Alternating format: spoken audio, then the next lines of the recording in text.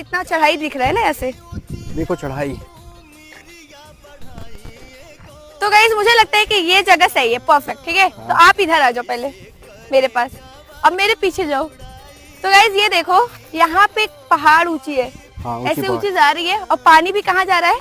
ऊपर जा रहा है। नहीं, पानी इधर बहेगा ना, ढाल है तो। हाँ लेकिन यहाँ पे मैजिक मैं आपको दिखाती हूँ, ये देखना।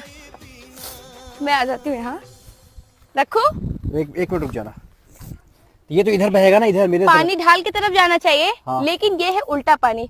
पानी किधर जा रहा है यार? कैसे चढ़ाई की तरफ कैसे जा रहा है? देखते हैं अब चढ़ाई पे चढ़ता है कि नहीं, ठीक है।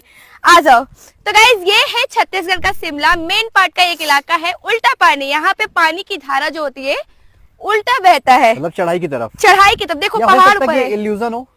नहीं, इल्यूजन तो नहीं है, क्योंकि आप खुद देखो ढाल, देखो नीचे ढाल कितना है उधर। हाँ ढाल वहाँ खेत में। ये देखो मेरा पत्तल कहाँ तक आ गया।